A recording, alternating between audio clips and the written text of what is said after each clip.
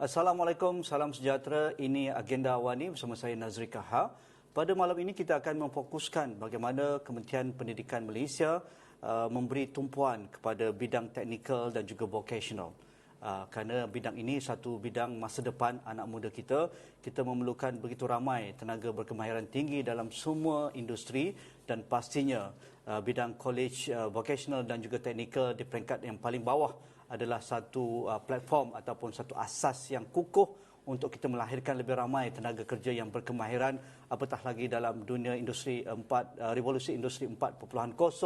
Kita memahukan bidang industri kita memfokuskan melahirkan lebih ramai tenaga kerja yang berkemahiran tinggi. Jadi bersama saya pada malam ini Tuan Haji Azman Haji Adlan, sebelah kiri saya pengarah bahagian pendidikan dan juga latihan teknikal vocational Kementerian Pendidikan Malaysia. Okey, sebagai permulaan Tuan Haji Azman, mungkin senario dalam kita dah memasuki bulan 11 2020, ramai beranggapan bahawa 2020 ini satu tahun ujian bagi semua sektor termasuk bidang pendidikan. Mungkin Tuan Haji Azman boleh bagi sedikit senario di mana kedudukan anak-anak kita dalam bidang vocational dan teknikal dalam mengadaptasi pendidikan dalam era pandemik ni, apatah lagi ramai yang terkesan dan mereka juga terpaksa mengikuti pembelajaran dalam talian. Kalau bidang vocational mungkin mereka kurang dalam latihan-latihan amali dan juga rutin-rutin praktikal yang sepatutnya mereka ikuti. Mungkin sebagai permulaan Tuan Haji Azman, bagaimana kedudukan mereka sekarang? Assalamualaikum warahmatullahi wabarakatuh dan selamat sejahtera. Terima kasih kepada Encik Kaha. Jadi kita sedia maklum bahawa sekarang ini kita sedang berhadapan dengan pandemik COVID-19 yang mana kesannya menyeluruh, termasuklah juga dalam bidang pendidikan. Kita tidak dapat nafikan tentang itu. Bagaimanapun kita di Kementerian Pendidikan, kita telah pun membuat perancangan yang konkret untuk memastikan bahawa tidak berlaku defisit pembelajaran khususnya kepada anak-anak kita di semua peringkat, termasuklah dalam bidang teknikal dan vocational. So bahagian saya, bahagian pendidikan dan latihan vocational bertanggungjawab kepada semua urusan yang berkaitan dengan latihan yang berkaitan dengan teknikal dan vocational. Jadi apa yang kita buat berdasarkan kepada perkembangan COVID-19 ini, kita bersama-sama dengan bahagian-bahagian lain, kita menjajarkan semula semua urusan kita supaya ianya dapat disesuaikan dan anak-anak kita dapat memperolehi pembelajaran yang berkesan, sama ada secara teori ataupun secara amali. So kita ada banyak entiti di bawah BPLTV ni. Kita ada college vocational, kita ada sekolah menengah teknik dan kita ada juga sekolah harian yang menawarkan program-program vocational menengah atas. Bagi KV ataupun college vocational, kita membuat penjajaran dari segi kemasukan pelajar-pelajar kita secara penggiliran.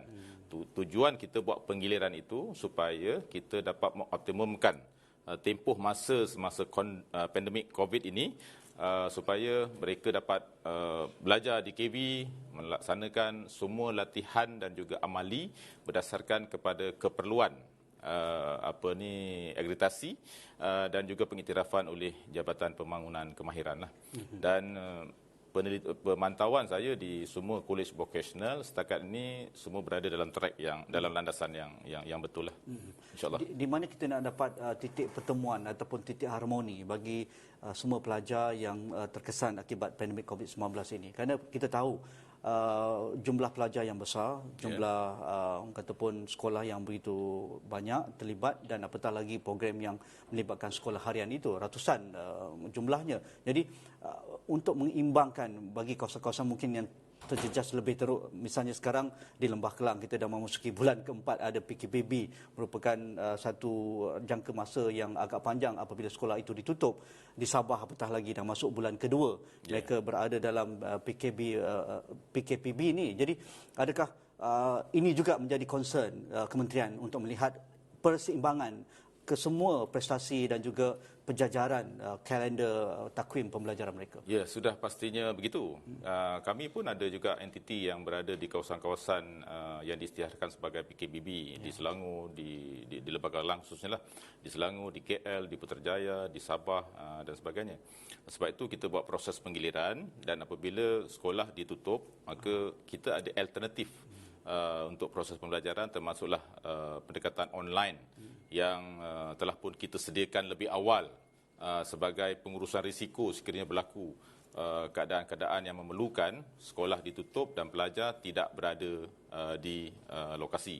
Dan setakat ni apa yang kita lihat semuanya berjalan dengan lancar, walaupun kita tahu bahawa pelajar dia lebih suka belajar secara bersemuka, betul. kerana di situ mereka dapat berinteraksi dengan pelajar lain, dapat bimbingan langsung daripada guru dan sebagainya. Tapi itu saja pilihan yang ada buat masa sekarang, dan untuk itu maka kita juga menjajarkan pembelajaran amali mereka. Itu yang penting tu. Itu yang paling penting, sebab pelajar-pelajar vocational ni beza sikit dengan akademik biasa. Sebab pelajar kolej vocational yang penting, bila mereka keluar, mereka kompeten. Mereka ada skill yang tinggi. Sebab itu kita bersama dengan Jabatan Pembangunan Kemahiran, lembaga peperiksaan dan sebagainya, kita monitor silibus kita menjajarkan silibus kita supaya pelajar dia akan dapat skill yang optimum berdasar walaupun dalam tempoh yang agak pendek. Dari pemantauan KPM, mereka berada di landasan yang betul walaupun dalam gangguan pandemik sekarang? Ya, setakat ni mereka berada dalam landasan yang betul lah. Cuma kita mengubah suai sekiranya ada peperiksaan dan kawasan-kawasan tertentu memerlukan sekolah ditutup dan sebagainya, kita buat adjustment untuk buat penangguhan dan sebagainya. Tetapi masih lagi boleh diurus dengan baiklah. Kita mengharapkan yang terbaik bagi pelajar dan guru-guru yang terlibat. Okey, tentang college vocational dan juga bidang pendidikan latihan teknikal ini, boleh bagi sedikit gambaran lebih jelas Tuan Haji Azman, ke mana fokus kementerian dalam hal ini? Okey, saya sebutkan tadi bahawa BPLTV adalah entiti yang dipertanggungjawabkan untuk melaksana dan menguruskan semua pendidikan dan latihan berkaitan dengan teknikal dan vocational. Dan ini adalah merupakan agenda besar Kementerian Pendidikan Malaysia untuk membantu negara, kerana keperluan guna tenaga pada masa akan datang adalah base kepada industri. Kerana itulah maka pada bermula pada 2012 kita telah melakukan transformasi vocational, pendidikan vocational, di mana banyak perkara yang telah kita laksanakan, dan antara perkara yang kita buat ialah meningkatkan kualiti pendidikan kita melalui penjenamaan semula, meningkatkan taraf sekolah-sekolah vocational kepada sekolah menengah teknik dan juga college vocational. Jadi di BPLTV kita ada 87 college vocational yang sedang beroperasi di seluruh negara. Dan daripada 87 college vocational ini, kita menawarkan 8 bidang pendidikan teknikal dan ada 37 program yang kita tawarkan kepada anak-anak kita. Jadi secara keseluruhan kita ada 615 program yang kita tawarkan di semua college vocational yang melibatkan komponen teknikal kita lah. Termasuklah pertanian, elektronik, culinary, hospitality dan sebagainya. Jadi untuk itu setiap tahun di college vocational kita mengambil seramai 14,000 orang pelajar. Dan maknanya lepasan PT3 tu. Lepasan PT3. Maknanya kita ni adalah penyedia latihan teknikal yang terbesar di Malaysia. Jadi sekarang ini untuk tahun ini saja kita ada 53,000 pelajar-pelajar kita yang berada di seluruh college vocational. Dan daripada tahun 2016 kohort pertama kita melaksanakan transformasi sampailah kohort keempat 2019 kita telah melahirkan 45,000 orang pelajar yang mempunyai kemahiran yang tinggilah. Jadi untuk itu saya juga perlu nyatakan bahawa di college vocational ini kita mengambil pelajar-pelajar kohort 15 tahun plus lepasan PT3. Dan ini berbeza dengan institusi latihan kemahiran lain yang ada di negara kita. So ini ialah new deal yang kita tawarkan kepada masyarakat supaya ia standing dengan negara-negara maju. Kita kena ada succession plan yang awal untuk memastikan bahawa mendoktrinkan TVET ini perlu dilaksanakan seawal mereka berada di umur 15 tahun plus lah. Okay, jadi apabila pelajar-pelajar ini masuk ke college vocational, ada beberapa program yang kita tawarkan. Mereka akan masuk ke KV ini dalam tempoh 4 tahun 6 bulan. Kan? 2 tahun yang pertama mereka akan memperoleh sijil vocational Malaysia. Yang mana sijil ini adalah setara juga dengan SPM dikeluarkan oleh lembaga peperiksaan. Dan dalam tempoh itu juga mereka akan memperoleh sijil kemahiran tahap 3. Wah. Yang Maksudnya dalam masa 2 tahun je. Yes. Mereka dapat 3 sijil tu. SPM ada. Yes. Kalau mereka ambil vocational tadi dan juga sijil latihan. SKM tahap 3 yang dikeluarkan oleh JPK, Jabatan Pembangunan Kemahiran. Hebatnya. Selepas habis 2 tahun, mereka akan melanjutkan lagi 2 tahun untuk memperoleh diploma vocational Malaysia. Maksudnya mereka stay di college vocational. Yes. Dan selepas itu 6 bulan lagi mereka akan melalui on job training. Hebat. So 4 tahun mereka akan belajar 30% amali teori dan 70% amali ditambah lagi dengan 6 bulan on job training. So ini adalah package lengkap yang kita dah beri kepada anak-anak kita. Apabila mereka keluar, mereka menjadi graduan yang berkemahiran. So mereka kompetitif lah untuk masuk ke industri. Jazman, Yes. itu yang lepasan PT3 meneruskan pendidikan vocational di college vocational. Yes. Bagi mereka yang tidak berpeluang ke college vocational, bagaimana tawaran di peringkat sekolah harian? Okey, kita ada juga menawarkan program-program teknikal di sekolah harian. Sebelum tu ada 2 lagi program yang kita tawarkan di college vocational. Tadi saya sebut SVM dan juga DVM. Tetapi ada 2 lagi program, iaitu kita tawarkan sijil kemahiran Malaysia sepenuhnya kepada pelajar-pelajar yang layak, dan mereka apabila masuk dalam tempoh 2 tahun itu mereka akan dapat SKM tahap 3. Oh, ini fast track ni. Okey. Bagi pelajar-pelajar yang low dan average performer, itu pun kita tak tinggalkan. Ya. Kerana itu kita buat program SLDN. SLDN ni kita buat program dengan industri untuk 2 tahun dan mereka akan juga dapat SKM 3. So banyak program yang kita laksanakan, dan baru-baru ni apabila kita buat MOU dengan McDonald. Ya. McDonald Malaysia, mereka bersetuju untuk mengambil 200 orang pelajar setiap tahun belajar di akademik McDonald 18 bulan. Dapat Hebat tu. dapat allowance RM1,200, penginapan percuma, makan percuma. Lepas tu bila mereka keluar, mereka boleh ditawarkan bekerja di outlet Ya. McD ataupun bekerja sendirilah. Okey, jadi kita ada 3 program, SBM, DVM, sijil kemahiran dan juga SLDN. Itu yang kita tawarkan. Bagaimana sambutan industri selain daripada McDonald's? Banyak lagi industri yang bekerjasama dengan KPM? Sebenarnya begitu. Kita sekarang ni sedang melaksanakan satu proses engagement dengan industri, dan sehingga hari ini kita dah melaksanakan 1,000 lebih MOU dengan industri, termasuklah dengan Honda, Panasonic, Exxon, Shell dan sebagainya. Sebab matlamat kita sekarang ni untuk membangunkan Tibet negara, kita memerlukan industri. Industri mesti bersama dengan kita. Jadi kita memberi latihan, mereka akan menerima pelajar yang dilatih. Untuk memastikan bahawa pelajar ini kompetitif, mereka perlu bersama dengan kita. Sebab bila pelajar keluar daripada KV, mereka terima pelajar yang tak perlu lagi dilatih. Jadi spek kemahiran mereka adalah setara dengan industri di mana pelajar ini akan pergi satu hari nantilah. Jadi itu yang saya nampak ada keperluan untuk kita sentiasa bersama dengan industri, dan itu adalah matlamat kita pada masa akan datang. Dan sekarang ni pun kita sedang melaksanakan satu kajian dengan UKM untuk kemungkinan kita akan wujudkan apa yang disebut sebagai college vocational berasaskan industri, KVI. Itu sebenarnya tuntutan sekarang dan juga masa akan datang. So nanti daripada dapatan kajian itu kita akan tengok untuk di mana ruang-ruang yang sesuai untuk kita tingkatkan keupayaan KV kita ini. Dan antaranya yang saya nampak ada elemen-elemen keusahawanan yang perlu diterapkan seawal mereka masuk ke kolej vocational. Sebab KPI kita, 70% graduan yang keluar daripada KV, mereka akan bekerja. 20% lagi melanjutkan pelajaran. Dan 10% lagi akan terlibat dengan bidang keusahawanan. Dan sekarang ini kalau kita tengok dari segi kebolehpasaran, pelajar-pelajar KV cukup bagus. Mereka berada pada tahap yang terbaik. Dan yang terakhir, kita dapati 98.4% pelajar-pelajar kita bekerja, melanjutkan pelajaran ataupun terlibat dalam bidang keusahawanan. Jadi okeylah. So maknanya pelajar-pelajar KV ni dia macam plug and play lah. Ya. Kan, keluar saja dia tak ada masalah sebab dia ada ilmu, dia ada skill.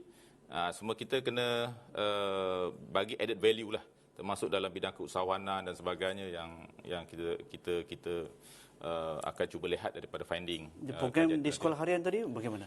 Baik, bagi sekolah harian pula, tujuan kita melaksanakan PVMA, Program Vocational Menengah Atas. Tujuannya adalah untuk kita memberi peluang kepada pelajar-pelajar lain di seluruh negara, sebab kita ada 5 juta pelajar. Kan, kalau semua nak masuk KV tak cukup. Jadi kita buka PVMA ini supaya pelajar-pelajar itu berpeluang untuk mengikuti pelbagai latihan teknikal di sekolah. Dan mereka akan belajar seperti takwim persekolahan biasa. Cuma mereka akan belajar mengikut bidang-bidang teknikal tertentulah. Kita ada 12 bidang teknikal. Contohnya kalau dia mengikuti bidang rekaan fashion, pakaian wanita. So itu yang mereka akan belajar, dan dalam masa yang sama mereka juga menduduki SPM dengan mengambil mata pelajaran yang minimum. Mereka akan dapat SPM dengan penyetaraan bahasa Melayu dan sejarah dalam peperiksaan itu, dan mata pelajaran lain sebagai mata pelajaran aliran kemahiran. So yang ini ada 357 buah sekolah terlibat di seluruh negara.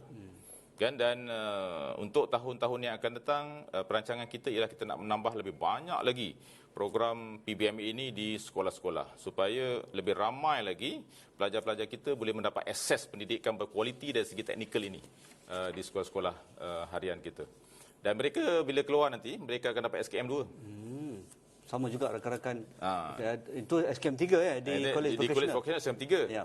Sebab dia belajar full time. Ya. Yes. Yang ini dia 2 tahun. Kan, tingkatan 4, tingkatan 5 dia dapat SKM 2 dan juga SPM. Okey. Encik Azman, kita nak rehat dahulu. Selepas ini kita nak tahu juga hala tuju dan juga plan komprehensif KPM dengan rakan-rakan industri untuk memajukan lagi dalam bidang TVET, kerana hendak ataupun tidak industri juga perlu membuka peluang ini kepada pelajar kita. Dalam masa yang sama mereka akan mengadaptasi cara bekerja yang termaju, bahan-bahan pekerjaan seperti automasi, komputer dan juga robotik yang mereka dedahkan kepada pekerja dapat dialami sendiri oleh pelajar-pelajar dalam bidang TVET ini. Dan itu dilakukan di negara-negara maju seperti China, Jerman dan juga negara Skandinavia. Kita rehat dahulu, jumpa lagi selepas ini.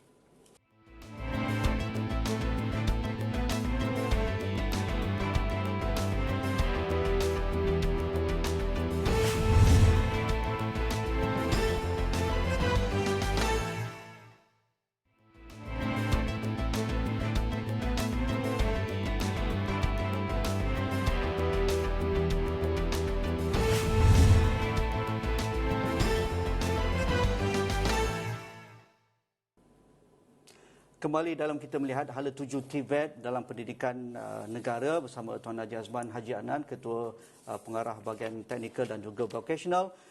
Tuan Haji Azman, strategi KPM dalam mengadaptasi bidang TVET yang termaju, yang terkini. Dalam masa yang sama, semua benda ni kerajaan tak boleh sediakan. Kosnya begitu tinggi, saya maklum. Kerana bidang teknikal ni begitu maju, begitu pantas bergerak, dan juga bidang latihan. Bagaimana kementerian bekerjasama dengan pihak industri selari, paralel.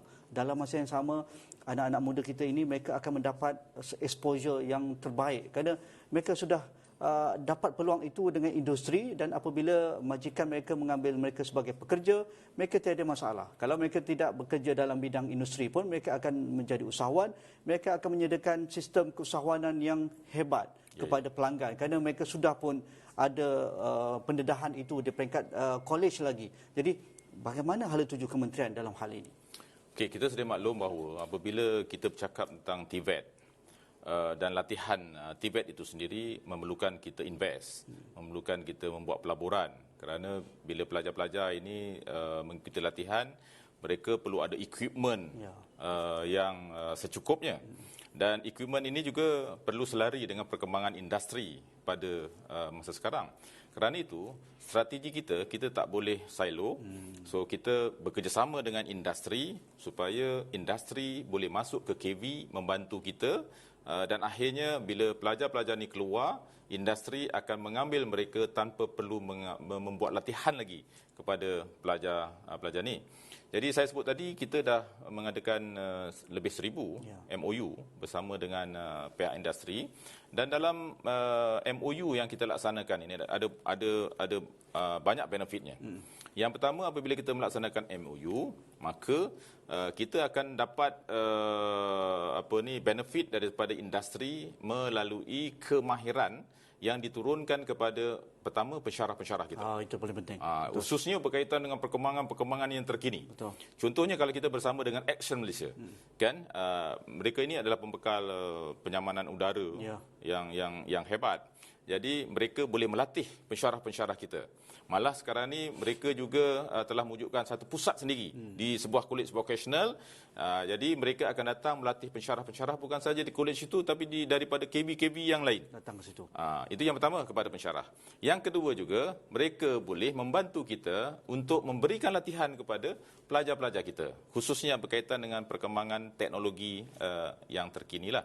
Yang kedua, melalui MOU ni juga, macam yang Cik Nazri sebut tadi, kita tak mampu untuk menyediakan equipment. Jadi mereka juga sekarang ini banyak membekalkan KV dengan peralatan-peralatan terkini. Saya ambil contoh. Kalau anak-anak kita terlibat dengan bidang automotif, kan?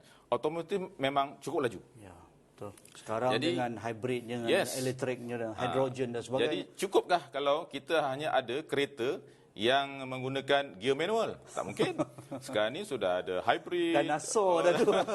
Jadi bekerjasama, apabila mereka bekerjasama dengan syarikat-syarikat pengeluar kereta, Honda, Toyota, Proton dan sebagainya. So di college-college yang menawarkan otomotif dah ada kereta-kereta yang sophisticated ni.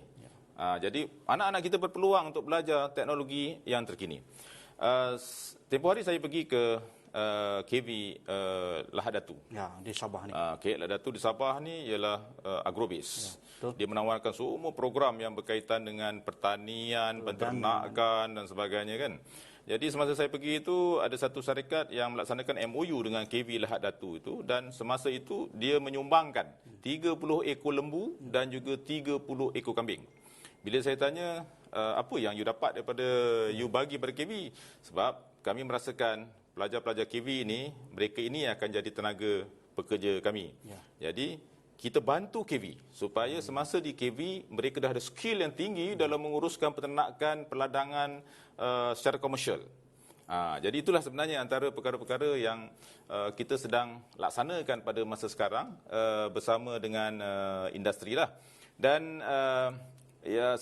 selain daripada itu juga kita nak membangunkan KV ini dengan fasiliti teknologi yang high impact. Kerana itu kita perlu melaksanakan MOU kerjasama dengan industri ini. Contohnya macam Kimpalan di Sabah. Kita bersama dengan Shell. Jadi Shell dia menghantar equipment mereka ke KV dan mereka monitor pembelajaran Kimpalan itu mengikut spek Shell. Jadi apabila pelajar dia belajar dengan pendekatan bersama dengan industri, maka mereka kualitinya sama dengan apa yang Shell nak. Itu yang sedang kita buat sekarang ni. Sebab itu saya kata keperluan untuk kita bersama dengan industri adalah sangat tinggilah. Dan kita juga melihat bahawa antara sebab kenapa kita perlu bersama dengan industri ialah supaya kita dapat terus membangunkan kurikulum kita bersandarkan kepada industry base. Itu yang paling penting sekali. Sebab kita sentiasa menyemak kurikulum kita dari masa ke semasa supaya ada keperluan mengikut perkembangan yang terkini lah. Contohnya kalau dari segi bidang elektronik, dari segi grafik multimedia, penyamanan udara, hospitality dan sebagainya, kita akan sentiasa bersama dengan industri supaya anak-anak kita ni dia kompetitif. Ya. Kan maknanya apa yang mereka lalui semasa di KV, dari segi equipmentnya, latihannya, itu juga yang ada dalam industri. Itu yang paling penting. Sebab tu saya sebut tadi bahawa kita perlu melabur untuk tujuan pendidikan teknikal ini untuk masa hadapan lah. Dari sudut akreditasi dan juga dari sudut persijilan, ini juga menjadi cabaran bagi graduan dalam bidang teknikal TVET ini. Kan kita tahu badan-badan profesional yang memantau persijilan dan juga akreditasi ini mereka begitu ketat. Mereka kan graduan itu mempunyai piawaian yang tertentu. Itu biasa di negara maju. Kalau kita nak panggil pengimpal datang buat repair kat rumah kita ataupun betulkan apa yang rosak dalam kereta kita dan sebagainya. Kita tidak boleh sebarangan welder datang buat ataupun mekanik yang buat. Kalau mereka tidak ada sijil, kita boleh kena sue. Kerana kita panggil orang yang tidak bertauliah dan mereka perlu dibayar dengan harga pasaran mengikut persijilan yang mereka ada. Jadi itulah kerja industri menyediakan persijilan itu. Jadi bagaimana pihak KPM dan juga KV memastikan ini selari juga dengan industri dan kita mengangkat martabat graduan TVET dengan persijilan yang mereka miliki itu. Ya, itu adalah merupakan keutamaan kami. Apabila pelajar-pelajar kita masuk ke kolej vocational, mereka keluar, mereka mesti ada skill dan yang diiktiraf. Kerana itulah maka graduan-graduan kita bila keluar, sebenarnya KV kita telah diakreditasi oleh dua pihak. Oleh pertama oleh MQA dan yang kedua oleh MBOT. Jadi saya boleh memberikan keyakinan kepada masyarakat bahawa pelajar-pelajar kita yang masuk ke kolej vocational ini, mereka melalui proses pembelajaran yang mana semua komponen pembelajaran itu, termasuklah infranya, adalah mengikut spek yang telah ditentukan oleh MQA dan juga MBOT. Kan, kerana itu kalau kita lihat dalam bengkel kita tak macam belajar sejarah yang mungkin 40 orang, 45 orang kan, tapi dalam satu bengkel itu 20 orang. Kan, 20 orang dengan segala equipment yang sedia ada semua sekali dan kita patuh kepada keperluan MQA dan MBOT. Itu sebenarnya diaudit diaudit. Dan kita juga bersama dengan JPK. Sebab tu kita ada pusat bertauliah, cawangan bertauliah di semua entiti pendidikan kita, termasuklah juga di sekolah. Kan supaya pelajar-pelajar yang belajar di situ mereka memenuhi spek yang telah ditentukan oleh Jabatan Pembangunan Kemahiran. So itu keutamaan kita dan saya tengok masyarakat sekarang pun sudah mulai celik. Bila mereka nak hantar anak ke KV, mereka nak tahu program di KV ni dah dapat akreditasi ke belum? Macam itu. Jadi setakat ni kita tak ada masalah. Semuanya kita dah 60% program kita diakreditasi dan penuh dan sekarang ni yang selebihnya dalam proses untuk diakreditasi. Mereka dah dapat akreditasi sementara lah daripada MQA dan juga MBOT. Cuma cabaran kita pada masa hadapan ialah bagaimana kita nak melengkapkan KV kita dengan equipment yang sesuai dengan perkembangan pada masa sekarang yang mana pastinya ia memerlukan perbelanjaan yang cukup besar. Adakah pendekatan di luar kota? Misalnya tak perlu KPM melaburkan benda-benda situ. Sedangkan kita kalau ada MOU dengan lebih ribuan industri itu, mengapa tidak itu juga dianggap sebagai satu pelaburan bersama? Dan kementerian perlu juga menghargai. Dan itu juga yang sedang kita buat. Kita tahu bahawa kita mungkin ada kekangan dari segi infra, peralatan dan sebagainya, tetapi kita ada mekanisme yang lain. Yang pertama, kita bersama dengan industri. So mereka boleh menggunakan equipment yang ada di industri. Yang kedua, kita bekerjasama juga dengan ILA yang lain, Institut Latihan Awam yang lain. Kan mereka ada juga industri dan mereka juga bertimbal balik dengan kita. Kalau mereka tak ada equipment, kita ada equipment, kita bersama. So itu satu cara macam mana kita menyelesaikan isu-isu yang berkaitan dengan prasarana dan sebagainya. Malah sekolah-sekolah yang ada PVMA dan kalau mereka tak ada equipment, mereka boleh pergi ke KV. Jadi kita sentiasa bersama dengan semua pihak, sama ada industri ataupun agensi-agensi kerajaan yang lain.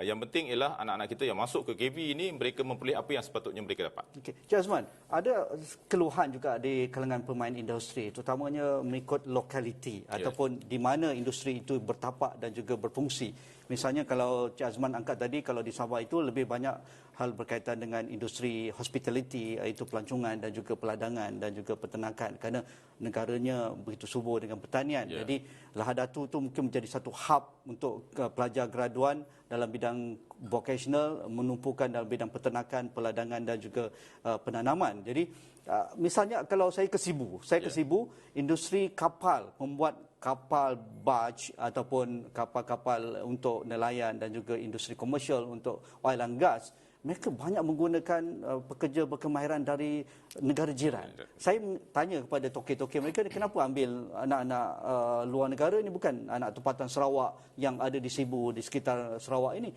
Kerana mereka tidak ada college vocational, mereka tidak ada industri latihan yang dekat yang kami boleh ambil terus untuk bekerja. Kerana ini bidang yang begitu berkemahiran tinggi sebagai plumber, sebagai welder, sebagai design dan sebagainya. Jadi adakah itu juga tujahan KPM untuk melihat kalau di Paka Terengganu itu oil and gas, di situ juga KB kita akan menumpukan dalam bidang termaju dalam bidang oil and gas. Adakah begitu juga? Ya, itu juga merupakan antara perancangan kita sekarang dan juga masa akan datang.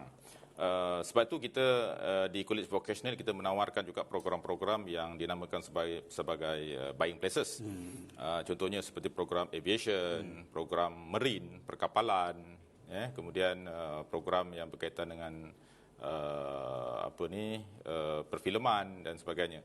So, tapi yang ini kita bekerjasama dengan kolej swasta.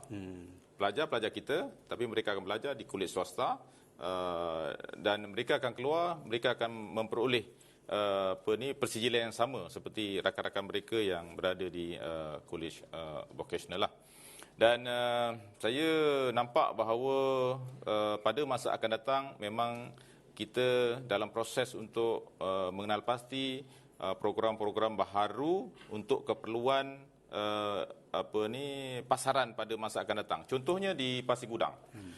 Kita akan mewujudkan satu KV yang berasaskan kepada marine, iaitu pembuatan bot pada masa akan datang. So ini KB baru yang sedang kita wujudkan. Dan kita pun sedang berusaha bersama-sama dengan industri marine yang ada di Pasir Gudang itu, supaya pelajar-pelajar kita ni yang bila mereka keluar dia kompetitif lah. So itu engagement yang kita buat dengan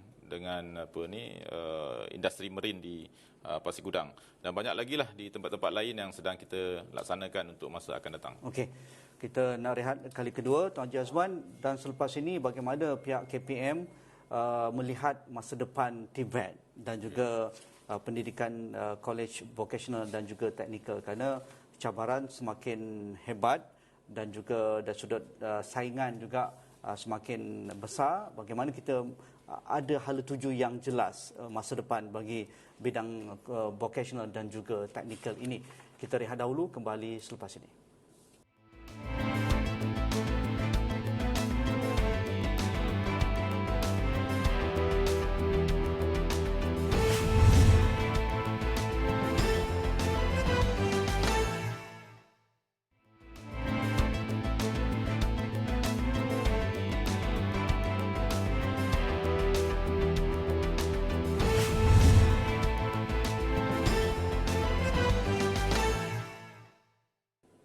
Kembali dalam kita lihat hala tuju pendidikan TVET di negara kita bersama Tuan Haji Azman Haji Adnan. Tuan Haji Azman, ketika saya berpeluang mengikuti rakan-rakan anak muda kita ke Olympiad Skill di Kazan tahun lepas, saya baru membuka mata bahawa TVET ini bukan calang-calang. Dan mereka sudah meletakkan TVET ini satu tahap yang begitu tinggi, dan apatah lagi dalam dunia tanpa sepadan hari ini kita lihat berlumba-lumba negara-negara yang dahulunya begitu ketinggalan dalam bidang TVET, tetapi hari ini dalam masa satu dekad ini mereka melaburkan pendidikan yang begitu tinggi nilainya, berbilion US dollar mereka melaburkan anak-anak mereka dalam bidang TVET. Negara termaju sekarang ialah kita biasa dengan Australia, Jerman, negara-negara Skandinavia, tetapi emerging nation sekarang seperti India, negara-negara seperti China, Korea Selatan dan sebagainya juga mereka sudah berada di satu liga yang selesa. Jadi di mana hala tuju KPM untuk membawa anak-anak muda kita ini sehebat rakan-rakan mereka di luar negara itu? Okey, sebenarnya itu juga merupakan perancangan kita. Saya sebutkan tadi dari segi kebolehpasaran, KPI kita ialah 70% pelajar kita akan bekerja. 20% lagi akan melanjutkan pelajaran dan 10% lagi akan terlibat dalam bidang keusahawanan. Yang bekerja dah tentu. 98%, 99% pelajar-pelajar kita keluar memang dia akan bekerja.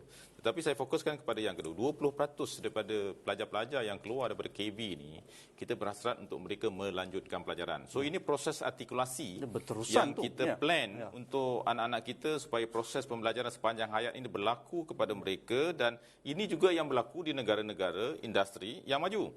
Betul. Kan, proses pembelajaran sentiasa berlaku. Jadi untuk itu KV bersama dengan universiti-universiti tempatan, Universiti M-Tun khususnya, untuk menawarkan pelajar-pelajar kita membuat pengajian di peringkat ijazah. Dan sekarang ni ramai pelajar-pelajar kita yang pergi ke universiti-universiti UTM, UTHM, itu belum termasuk lagi universiti swasta dan sebagainya, kan. Dan itu langkah yang pertama yang kita buat. Dan sekarang ini kita juga sedang meneliti untuk melihat kemungkinan anak-anak kita boleh melanjutkan pelajaran sampai ke luar negara. So kita sedang berbincang dengan satu badan pentauliah di UK untuk memudahkan anak-anak kita masuk ke universiti-universiti yang ada di 30 negara Commonwealth. Jadi apabila mereka tengok modul yang ada di KV, mereka melihat bahawa pelajar-pelajar yang keluar daripada KB, mereka layak terus masuk ke tahun 2. Masuk ke universiti di negara-negara Commonwealth yang berada di bawah seliaan mereka lah. So ini satu perkara yang saya lihat perlu kita beri dari segi artikulasi kepada pelajar-pelajar kita. Dan pelajar-pelajar KV ni juga, dia ada satu peluang lagi untuk melanjutkan pelajaran melalui pendekatan apel. 2 tahun pengalaman mereka berada di industri digunakan sebagai syarat untuk masuk ke universiti melanjutkan 2 pelajaran. 2 tahun pun dah cukup dah? Melanjutkan pelajaran dalam ijazah pertama mereka lah. Ya. So saya nak meyakinkan kepada masyarakat bahawa pelajar-pelajar atau graduan yang keluar daripada KV, mereka sama juga pelajar-pelajar yang lain berpeluang bekerja, berpeluang melanjutkan pelajaran dan berpeluang untuk menjadi usahawan. Itu yang sedang kita tekankan pada masa sekarang lah. Jadi bagi saya tak ada isu tentang itu. Dulu memang adalah. Ya. Selalu ditanya kepada kita apa sebenarnya peluang pelajar-pelajar kita. Ya. Dulu mereka tak nampak bahawa bila graduan KV dia boleh kerja kerajaan tak? Dia boleh belajar tak? Sekarang ni semua mereka boleh dapat. Mereka boleh bekerja di sektor kerajaan, boleh bekerja di sektor industri, mereka juga boleh belajar di dalam negara, di luar negara, kan? Jadi bagi kita, kita telah memberikan akses pendidikan berkualiti kepada kalangan anak-anak kita yang mengikuti program TVET ini. Kerana kita tahu bahawa untuk memastikan negara kita maju pada masa akan datang, tak lain dan tak bukan, kebergantungan kita adalah kepada bidang TVET. Dan kita juga mempunyai hasrat dan juga impian melalui 14,000 graduan kita yang masuk setiap tahun ini, kita dapat membantu kerajaan untuk mengurangkan isu-isu sosial yang berlaku pada masa sekarang dan kebergantungan kita kepada pekerja asing yang Cik Nazri sebutkan tadi. Ya. So itulah sebenarnya hasrat kita di Kementerian Pendidikan pada masa akan datang. Kerana saya sebut tadi, KPM ni penyedia yang terbesar. Every year 14,000, 15,000 yang kita akan ambil pelajar-pelajar kita memasuki College Vocational. Itu belum masuk PBMA lagi. Ya. PBMA kita ada 8,000 lebih yang ada di seluruh negara. Dan baru-baru ni dari segi kebolehpasaran anak-anak kita cukup hebat. Saya pergi melawat satu sekolah di Terengganu, SMK Saujana. Mereka menawarkan program agriculture kepada pelajar-pelajar PVMA. Dan saya dibawa oleh seorang bekas pelajar melawat ladang dia, kolam dia. Kolam menternak udang. Jadi bayangkan pelajar yang hanya berumur 18 tahun, dia boleh buka 5 kolam udang dan 1 kali tuai 1,5 tan.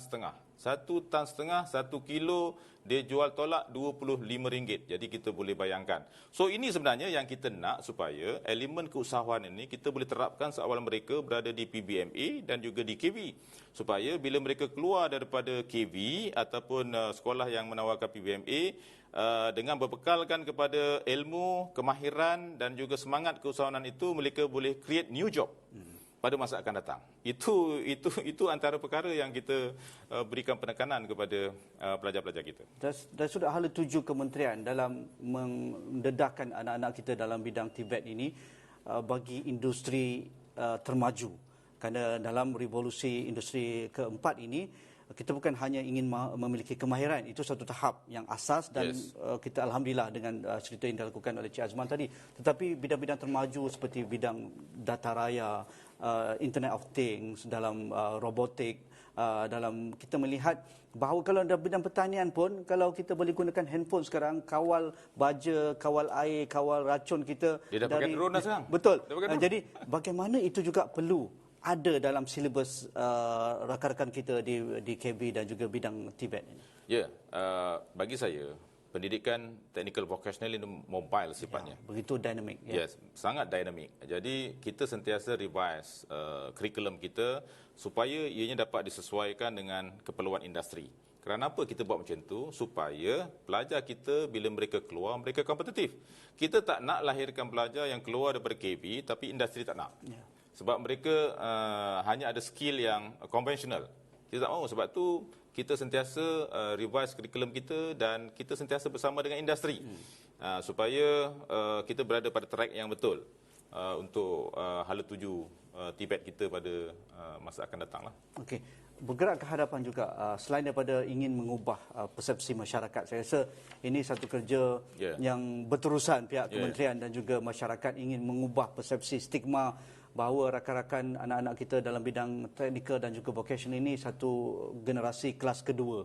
Mereka tidak ada masa depan, mereka tidak ada peluang yang sama seperti rakan-rakan dalam bidang akademik. Saya rasa ini sikit sebanyak sudah berubah berbanding mungkin 10 tahun lalu, 8 tahun lalu. Jadi untuk memastikan program ini sentiasa berada di hadapan dan kementerian menjadikan satu tujuan utama mengubah persepsi masyarakat kepada bidang teknikal ini, apa lagi yang dilakukan oleh pihak kementerian untuk membawa lebih ramai anak-anak kita dalam bidang aliran college vocational ini, dalam masa yang sama mengaturkan promosi-promosi yang hebat? Ya. Kita sedia maklum dan kita sedar bahawa ada stigma dalam kalangan sebahagian masyarakat kita yang melihat masih lagi masih lagi yang melihat bahawa pendidikan teknikal ni adalah kelas kedua. Ya. Sebenarnya zaman sudah berubah. Dan bagi kami di Kementerian Pendidikan, kita lebih praktikal.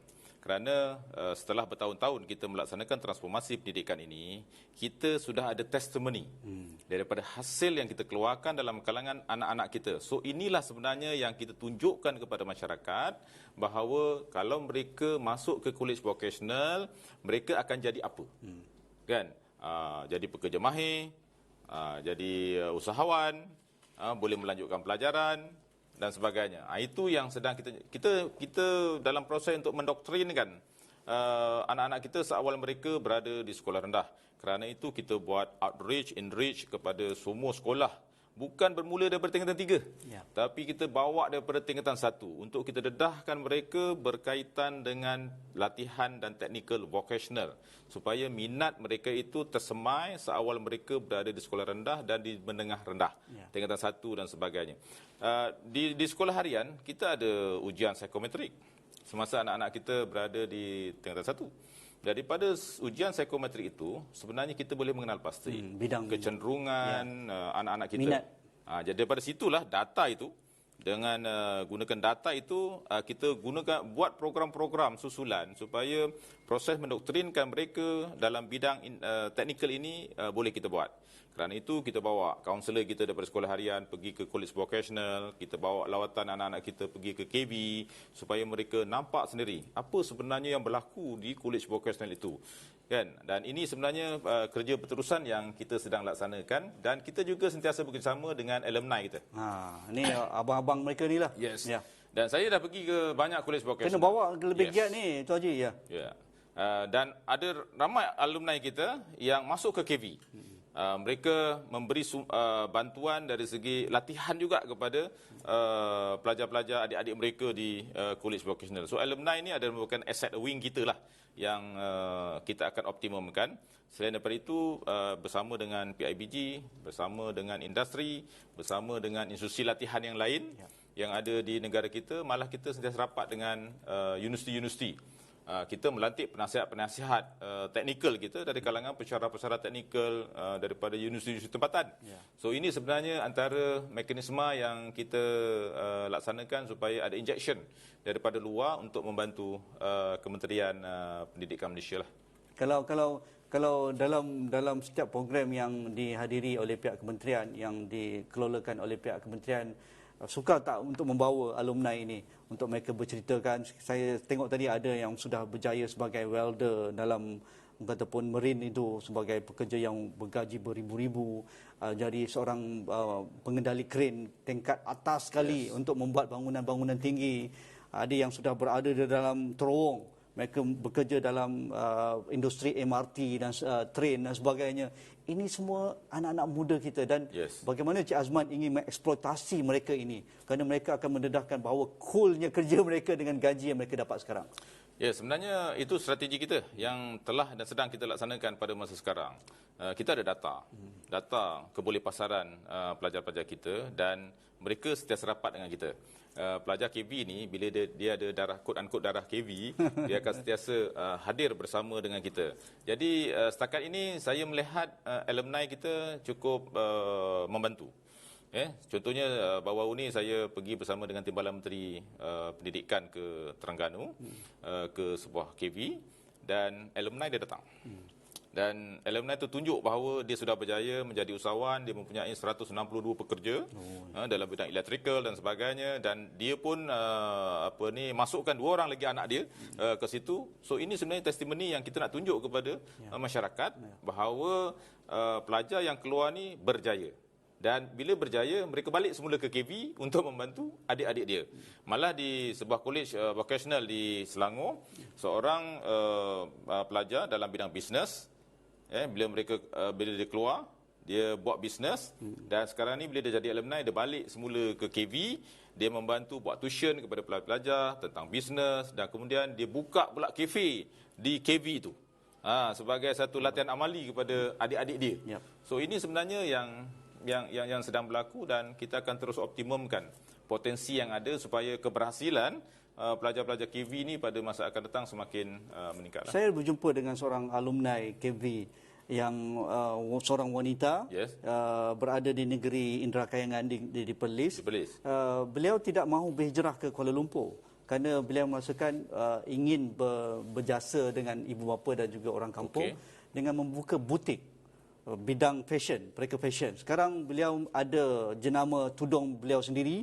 Sekarang beliau sudah membesarkan menjadi seorang usahawan butik yang menyediakan persarana perkahwinan pula, dan menggajikan lebih daripada 20 orang pekerja. Jadi itu juga membuka minda saya bahawa mereka boleh membuka peluang perniagaan, mereka boleh mengembangkan ekonomi tempatan. Jadi bagaimana juga KPM memberi insentif ataupun menggalakkan mereka, anda tidak perlu berhijrah seperti di Terengganu tadi, seperti Lahad Datu.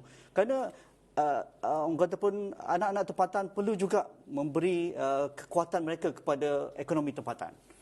Sebab itu saya sebutkan tadi bahawa apabila pelajar ni berada di KV, kita memberikan latihan bukan setakat berdasarkan kepada silibus, tetapi kita ada nilai tambah yang kita beri kepada mereka, termasuklah dalam bidang keusahawanan, bisnes dan sebagainya. Saya pergi ke KV Pasir Mas, ada seorang pelajar baru keluar mengambil jurusan perniagaan.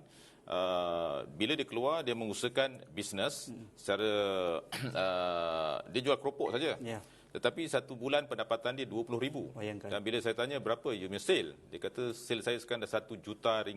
So dia menggunakan kepakaran yang dia ada, ilmu yang dia ada, dan kemudian dia invite kawan-kawan dia yang mengambil bidang lain termasuklah ICT dan sebagainya, dan akhirnya dia create satu bisnes Ekosistem, ya. yang tak memerlukan dia keluar daripada zon dia. Hebat.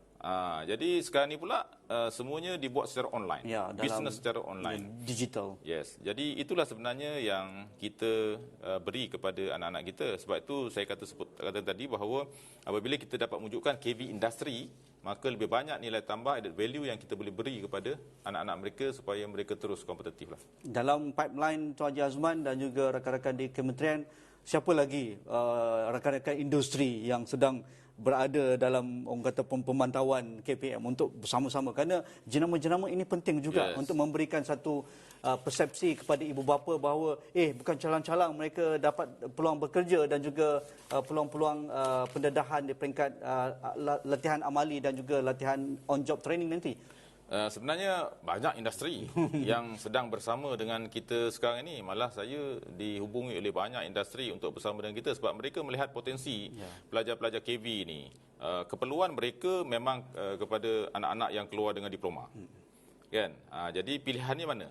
Tak lain dan tak bukan ialah college vocational. So kita sedang bekerjasama dengan banyak player besar lah, termasuklah antaranya seperti Federation of Malaysian Manufacturers, FFM, Honda Malaysia, Panasonic, Hon Leong Motor, Royal, Selangor Pewter, MMC, CIDB, Shell, Exxon, MACD, kita nak meneroka lagi yang lain-lain, termasuklah KFC,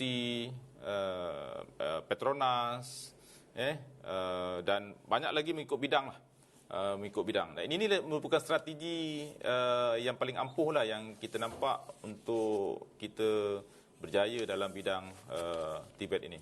Okey, akhir sekali Tuan Haji Azman, kepada ibu bapa yang masih sangsi lagi kepada bidang teknikal dan juga vocational ini, selepas ini kita tahu pandemik ini kita harap akan berubah lebih cepat dan juga kita akan melihat bagaimana potensi anak-anak kita dalam bidang vocational ini. Mungkin sepatah dua kepada ibu bapa kita.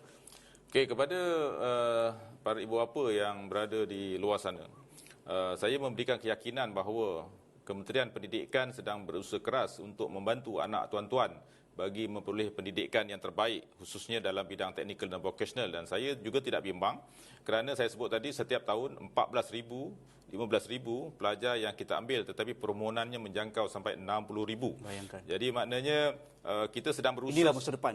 Sedang berusaha untuk kita mengoptimumkan ruang dan kapasiti yang ada di college vocational, termasuklah menambah college vocational, menambah PVMA di sekolah-sekolah di seluruh negara supaya anak-anak kita lebih ramai lagi akan memperoleh latihan dalam bidang technical dan vocational ini demi masa hadapan anak-anak kita. So we create our future.